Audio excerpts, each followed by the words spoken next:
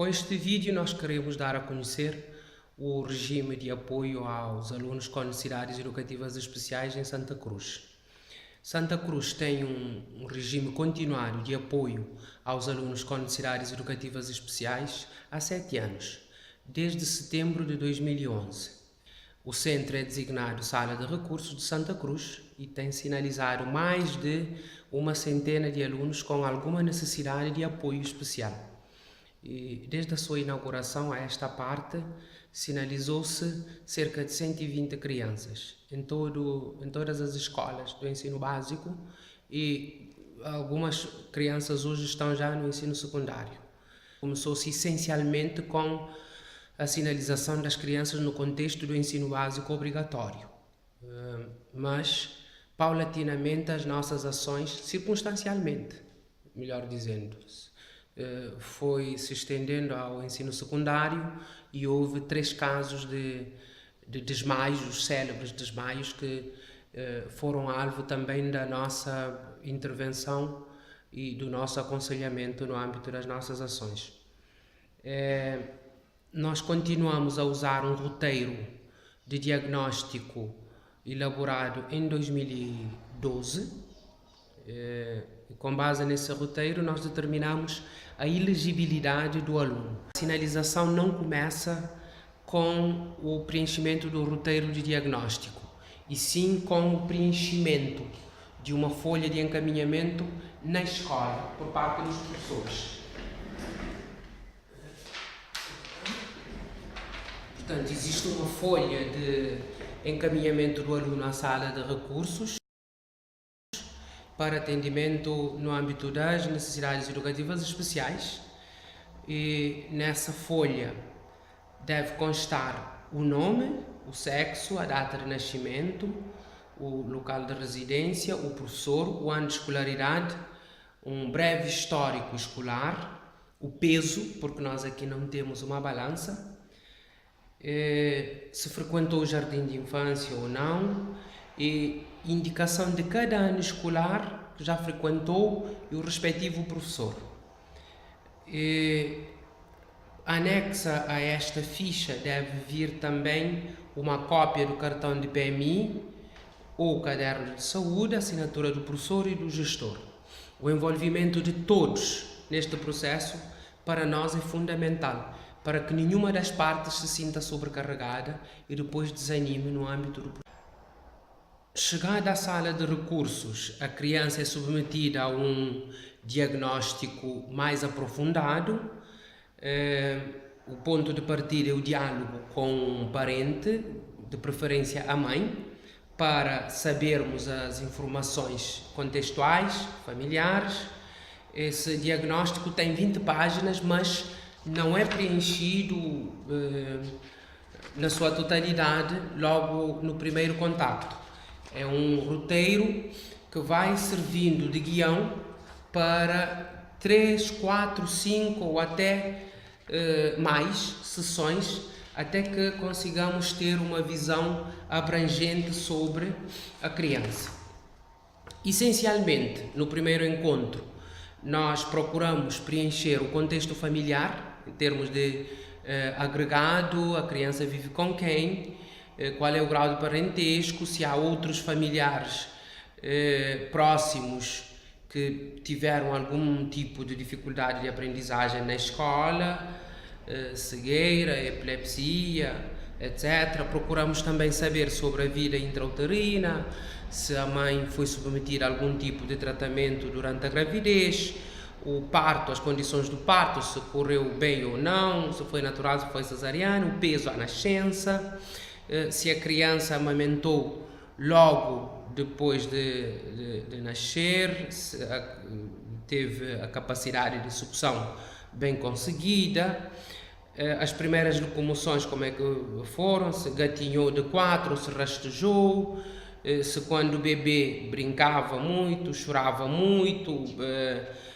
se falou no tempo esperado, as doenças que já teve, se come com dificuldade, se passou muito tempo para desabotoar as roupas, se chegou a urinar por muito tempo na cama, se padece de alergias, se há ocorrência de rinite, sinusite, dificuldades respiratórias, se tem um sono tranquilo ou não, se há sinais de cegueira, baixa visão, acuidade visual, se há,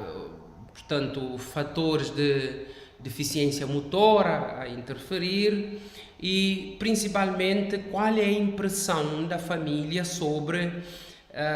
a aprendizagem da criança. Recolhemos também a opinião do professor e, a partir daí, nós passamos para os testes de capacidades.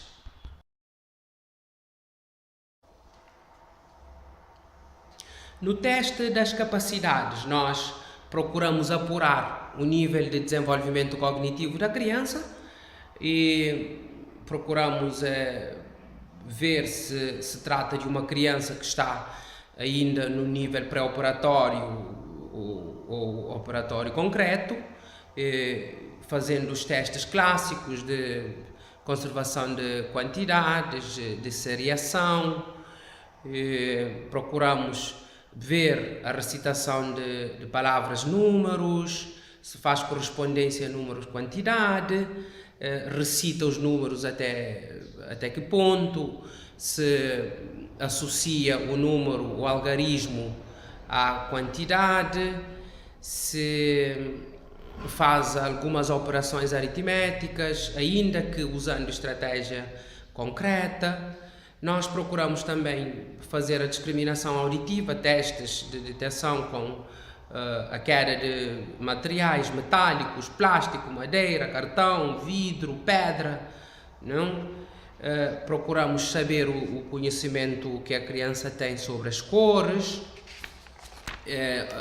se consegue nomear, identificá-las primeiro e depois se consegue nomeá-las.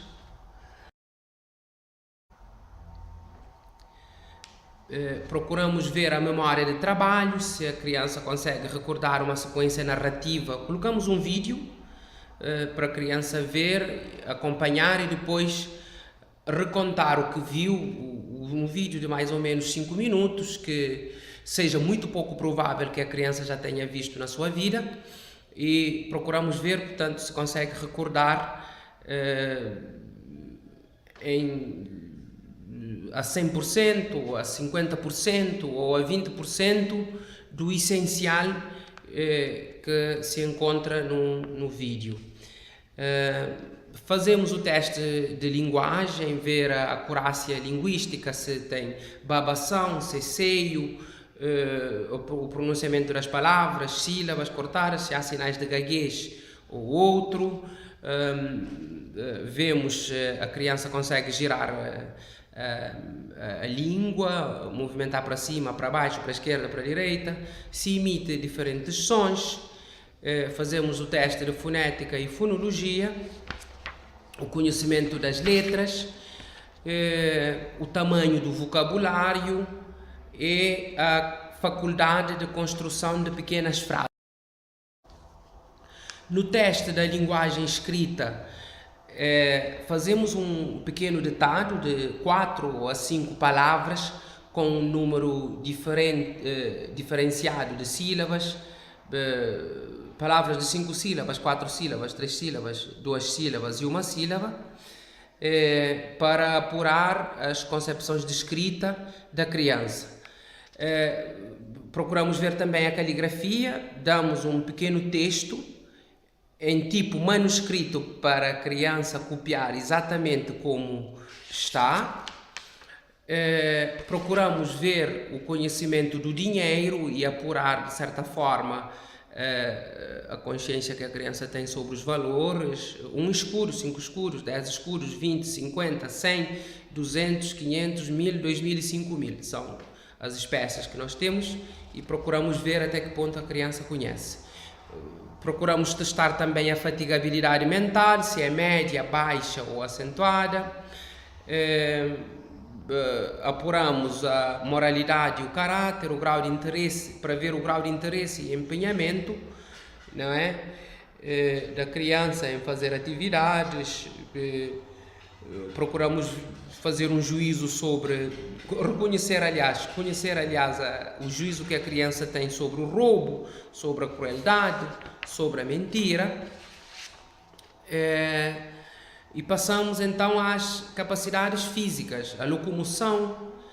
as capacidades manuais digitais, que é apreensão, punção e progressão fina, quer dizer, a capacidade da criança em agarrar num material riscador e riscar da esquerda para a direita, de cima para baixo, quer dizer, a capacidade de desenhar letras, coisa que a esta altura do teste já temos uma ideia, porque a criança já copiou um texto. Mas para termos uma visão mais apurada, nós fazemos testes específicos sobre realmente apreensão, punção e progressão, até para compreender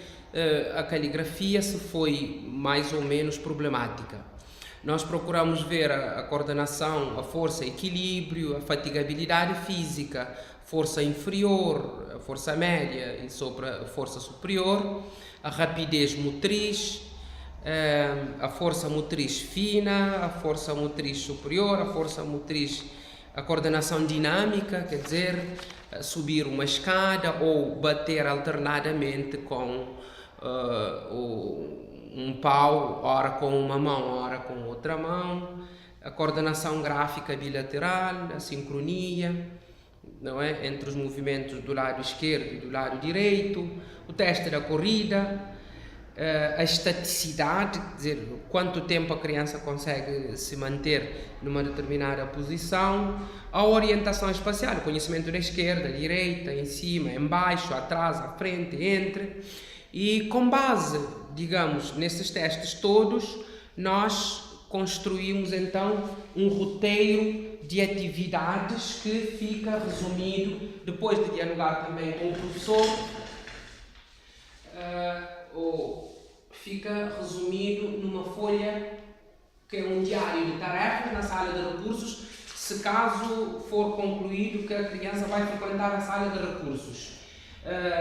Sim ou não vai depender da análise de todos aqueles dados qualitativos e quantitativos que conseguimos apurar no roteiro de diagnóstico. Nós podemos decidir também pelo encaminhamento médico, e aí nós preencheremos um guia de consulta, onde nós dizemos: segue para consulta médica o aluno fulano de tal, de sexo tal, nascido no dia tal, filho de fulano e de fulana, residente em tal sítio,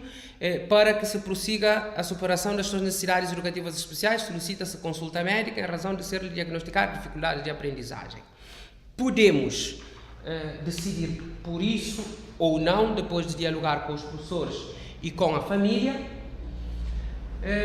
mas no final há que haver, portanto, uma ficha técnica resumida com as principais capacidades a estimular e um diário de tarefas.